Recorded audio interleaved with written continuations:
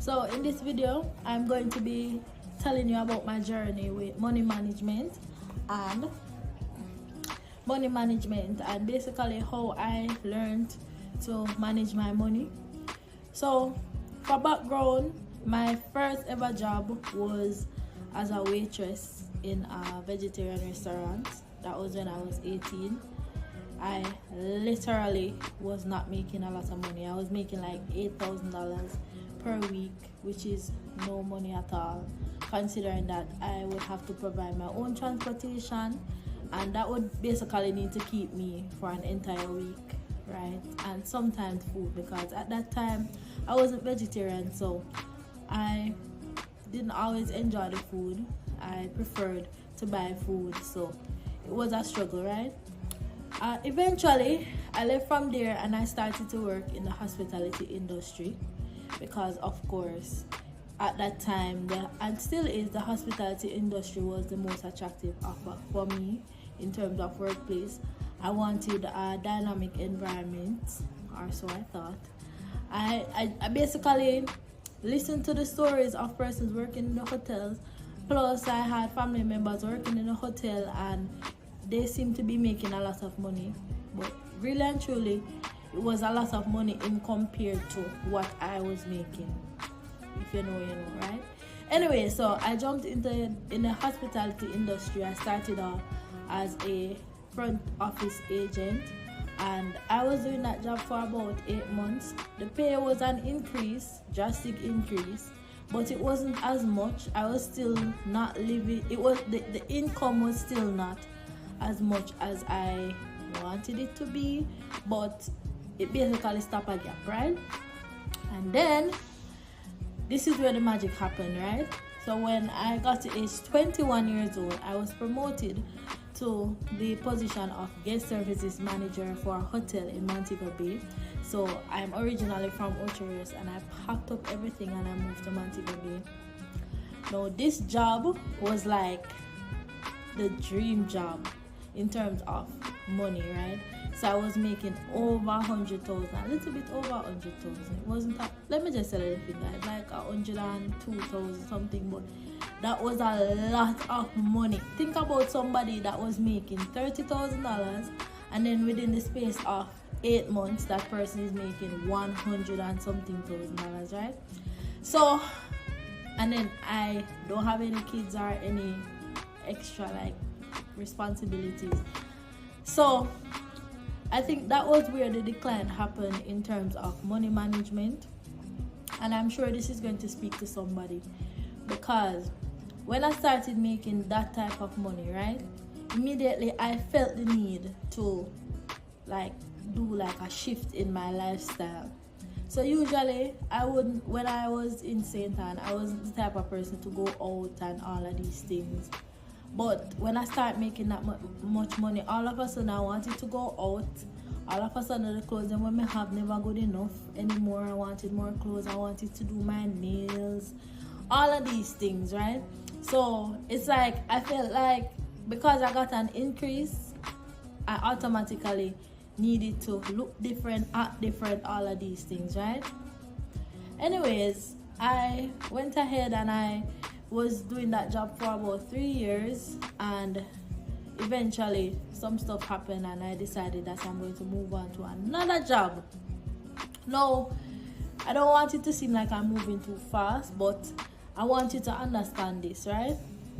You see this thing where you have a job and you're not really making no money, so it kind of forces you to budget your money, because you have no other choice but to budget your money, right? But when you start to make more money and you have a little wiggle room, that is when you tend to be a little bit more irresponsible with money if you're not careful.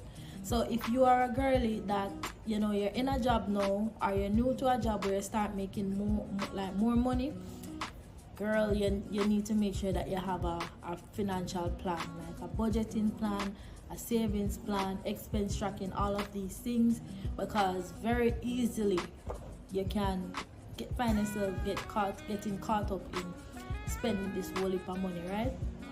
Anyway, so that is that. So when I started with this other job now, I was also a manager, right? I was a quality manager for this hotel.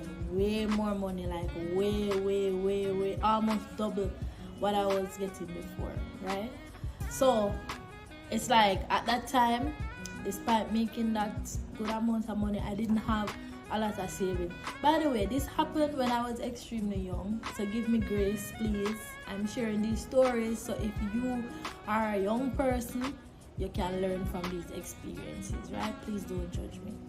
So it's like when I finally got this other job now, and when I got into that job, you know, that transition period between having one job and then you jump into another job, usually there is like a little period where you don't get paid. And I almost couldn't make it through that period thanks to my partner at the time. He was the one who was able to help me financially during that period. And even at that point, it still didn't click to me that, hey, you need to do some saving, you need to do better with your money. So I was making all of that money, like $100 and something thousand. At that time, it was a decent amount of money, considering that you're not really paying much bills and all of that, right? And it's like, it's still, I'm working that type of money and I'm not saving or anything like that. So when I got to this point now, where I was moving to a new job, I had no money. I had to rely on my partner for financial assistance. Anyways, long story short, I was working in this job now, and after the first year, I started to realize something, because I was the only manager at the time that wasn't driving. I was taking the staff bus. So just imagine during the day you're a manager and then getting paid well and everything, and then when you look now, you are taking the staff bus. So in that moment, I started to really look at getting a car.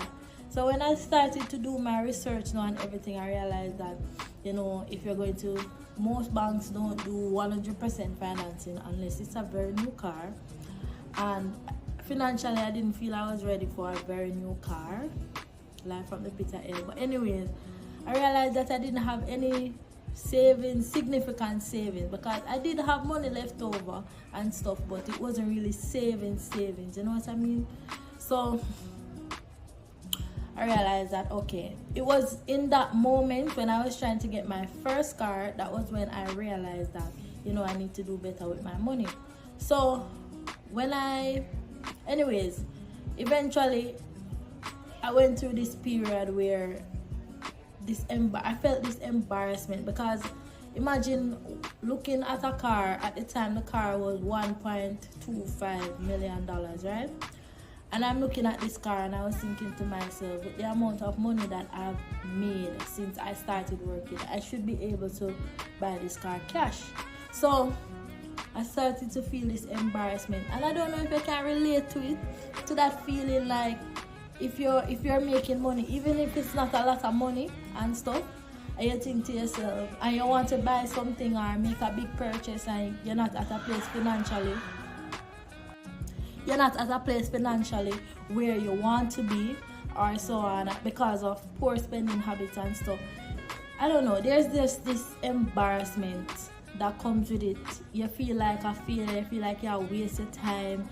I don't know, I just want ugly feelings. So I went through that feeling of embarrassment, but that feeling of embarrassment really pushed me to look at what I am doing with my finances. Now, in terms of getting help, I was very embarrassed to say get a financial advisor or something like that, because I was thinking they're gonna judge me, or I'm going to feel uncomfortable, or all of that stuff. So I decided that I wanted to get a better understanding of how money works. So I started with just reading. So I Google on YouTube, explain loan, because I wanted to get like a loan for my car. But in order for me to get that loan for that $1.25 million, which with the amount of money that I was making, as I said, that should have been an easy purchase for me. Let's say if I was more focused, let's say over 8 months period or 5 months period or something like that. If I was more focused, I would have been able to buy that car cash. So anyways, I started to look into loans, understand how loans work and all of that, and that basically opened the door to me understanding more about finances. And then I started to learn about investing and stuff like that, making your money work for you and all of these things. I also started to learn about budgeting, because yeah, sometimes we hear people say you need to budget, but there are many different types of budget, which is something that I cover in my book, chapter 4 of my book, by the way, my book Surviving Your 20s.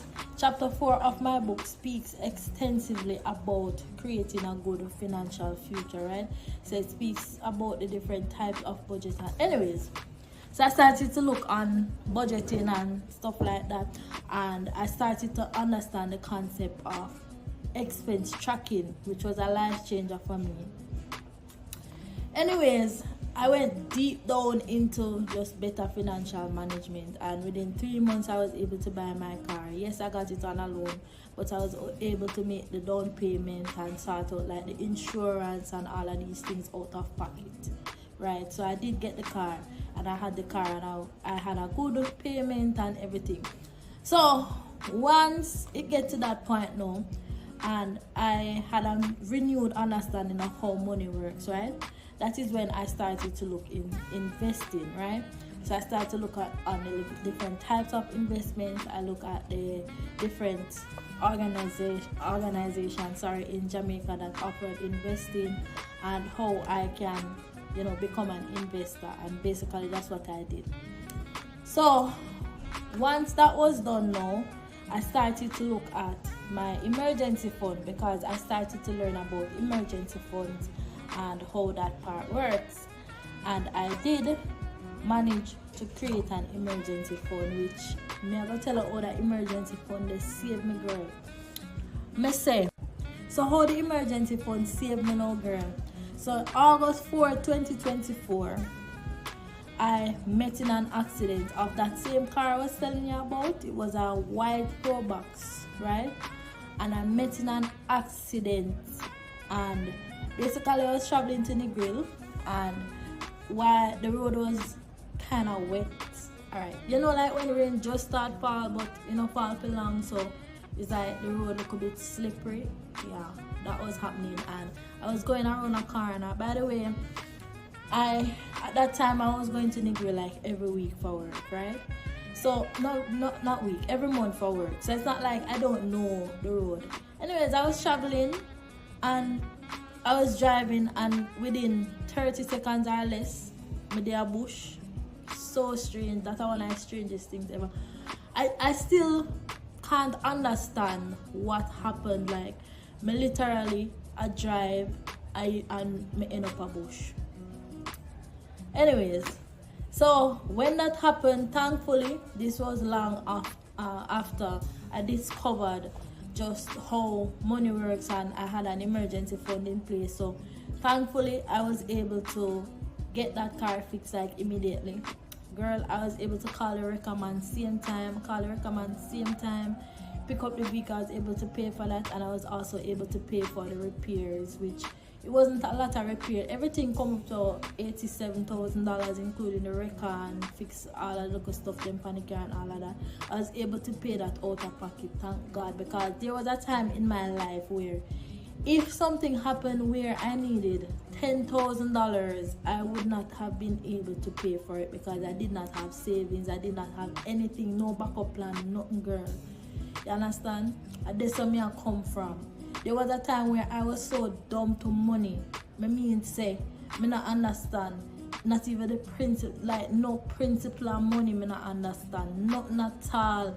There was a time when, like, if me draw money from my ATM card for something, like say me draw if I pay one bill or something like that, and for some reason the bill never due yet or anything like that, me just use the money there to do other stuff, because me consider that like free money. That was how illiterate I was financially. And then at the time now, when the bill for pay, I have to dip in other money, right, in order to just get the bill paid. So that's where I'm coming from. So I want you to understand that I am coming from the trenches in terms of financial literacy, and I was able to do the research and everything in order to pull myself from that. Now, expense tracking, right? So even just for transparency, even after I learned how money worked, I still was making stupid financial decisions. So some stupid decisions that I was making is that I was, number one, I would walk into a store and I didn't have any plans. Let's say I would go in the store to buy a pants for some reason, right? And I went there and I see the pants when I want, I buy the pants. But then all of a sudden, I see one blouse, one shoes. I go in there to spend $5,000 when I come out with a $25,000 worth of stuff. Another thing I was doing as well, and I spoke about this in my first video about being overweight and out of control.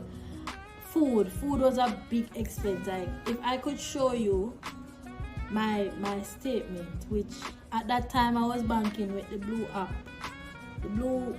bank, but I don't really bank with them again because I don't want to mix up now. I'm with the red and white bank, right? So I don't even have the app on my phone. Otherwise I would show you the statements so you can see the amount of money I was spending on food. So I would, for supermarket, I would spend say $35,000 for the month for supermarket stuff, and then I would be buying KFC like 3-4 times for the week and then something there. I would just spontaneous, like me just pop up. I just feel like I'm gonna eat a lobster or sharkies, so I just pop up a sharkies and spend $15,000 money there. You understand? And all of this was unprovoked financial illiteracy. So while I was saving a little bit, but at the same time I wasn't making good financial decisions, and that is in terms of spending. So that is when I started to learn more about expense tracking. So with expense tracking, I was able to see where my money was going in terms of what I'm spending the most money on. And then based on that, I was able to determine, why am I spending this money? Sometimes it's just a laziness. So I have the food there for it to be cooked, and because I'm lazy and I don't have no proper planning and them something there, let me give you an example again. For example, I would be home on a Sunday, Sunday a day where you cook a whole heap of food and something. Sunday is official cooking day, right? And I would be in bed until like 4 or 5 o'clock.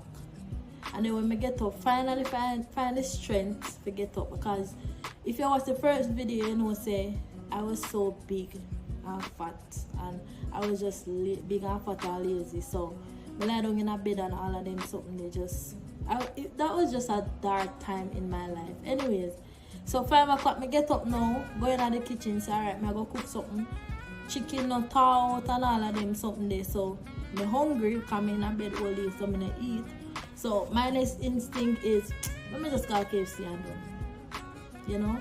So I didn't have any proper planning, and as a result of that, I was making poor decisions. So I had to do an entire haul of my life in general. I had to look at how can I literally save more money, because it's not like I wasn't saving money, but I could have saved more money that I could use for better things like investing and stuff like that. Anyways, so eventually I got a hold of that. I basically put some systems in place, which I'm going to share some of them with you. In terms of food, so I would usually cook on a Sunday, right? And I have some toppers at my house. I'm not home now, but I have some toppers at my house, and I would just cook, like if I want rice and peas and baked chicken, I would cook that with vegetable, and I would meal prep them. So every time I'm hungry for that week, that is what I would eat. But I would make sure that it is something that I personally enjoy. Like, nothing to me like a good pot of rice and peas. Love rice and peas. Love baked chicken. Sometimes I would do mashed potatoes. I love mashed potatoes. So it's like, it's a mixture of foods, right? And that is how I'm able to maintain my food bill as well. In terms of shopping in bulk, I know that they tell you that in order to save money, you should shop in bulk, but this is relative to the size of your family. Now, if I just turn in a house, there's no reason why you need to buy 36 milk. Just an example. You understand what I mean? Worse if you don't really drink milk as much. So, take that with a grain of salt. But anyways, long story short. So, that is basically a gist of my financial life, how I was able to, and how I'm still able to, sustain myself financially, because there really is a lot that goes into it. But to be honest, I don't want this video to be too long, because the last video it was hell for me to upload it because it was too long. So based on the advice from a few friends and so on, they were saying that try to keep the video short. But I want you to understand from this video that I was once a person who, like, literally in my early 20s, I was hard with money. I was making good money, but for some reason I just couldn't see the fruit of that good money. And that also made me realize a lot of things too, because there were persons around me that were not making as much as me, but they were doing better in terms of, what they do with their money. So there were persons who were not managers, who was not making as much as me, but they were driving and stuff like that, right? Because they had a better financial management, right? So they were not using their money to buy KFC and clothes and shop on Amazon and stuff like that. They were actually using their money to get stuff like a car, a mortgage for their house, and stuff like that. So I want you to look within your budget, look within your financial life. It can be very intimidating sometimes, and a lot of people shy away from it because, as I said, there is this feeling of embarrassment when you start to look at the amount of money that you waste and stuff like that, especially if you're in your 20s and not really make no money like that, and you're thinking about ways to make money, or you have your different sources of income. So you have your 9 to 5, plus you have your little ear business or your nails business, or you have your little hustlings and something, and you start to see more money, but at the same time your bank balance is still in the red, or it is still very not so dainty, right? Now, in this video as well, I was telling you about my book. So chapter 4 of the book is entirely dedicated to creating a good financial future, because at the end of the day, money is power, girls. And if you are somebody who really like nice things, or you want to live a certain lifestyle, it will require money. And really and truly, and all the way, I go get a rich man who willing to spend all our money per week and all of that. And we need to be able to get smart with our money. So I'm gonna encourage you to grab a copy of my book, Surviving Your 20s, and just take a read of chapter 4. At the end of that chapter, you have a better understanding on what exactly you need to do. So we're going to be looking at how money works. We also take a look at expense tracking and budgeting, because that is another thing. I didn't have a budget. I didn't even know what was a budget. There are like many different types of budget, but we cover 5 in this book, the 5 most popular and most effective. And based on these 5, you look at your finances and determine what budget is best suited for you. We also look at planning for retirement and multiple streams of income, because again, you have some people where they have an income problem, meaning they with the little that they're getting, they really and truly do a good job with it, but they need more money, but they don't know how they can get more money. That is where investments and other stuff come in the picture, right? But then you have some people now where income is not the problem, it's just that they overspend. So that is where your budgeting comes in. So we cover that in the book, we cover budgeting in the book. And you have some people where saving is the problem. You understand? It's like they just can't save, right? And that is where expense tracking comes in. That is also covered in the book, strategies for expense tracking, right? So I really hope that you found value in this video, although it was one of my shorter videos. I want you to understand that even if you are in a place right now where you do not feel good financially, you feel like there's a part of you that can do better, there are things that you want to achieve with your life, but you just don't know where to start financially, I got you, girl. You just need a copy of this book, alright? And just know that you shouldn't beat yourself up too much, because there are a lot of things that you do not know about money that was not taught to you, which is not your fault that it was not taught to you. But now that you know that there is something missing, it is, if you don't do nothing about it and say 15 years down the line you're still in a poor place in terms of finances, then it would be your fault, because now I am giving you not only the resources but a real life example of someone who was able to take themselves from a bad place financially to a good place financially. Alright, so I'm not saying that I'm rich, but I'm okay. Alright, after my car accident, I was able to get myself a brand new car. Not a lot of people are able to do that in their 20s, and I'm not trying to boast or anything. And you know, that was one of the things about this video, why I took so long to do this video, because I was thinking, how can I strike the balance between, you know, using my life as a real life example without coming across as being boasty or anything like that, right? Because that is not the intention. But I was able to get a brand new car, and I am quite fine. You know, I'm fine. You understand me? And you can be too.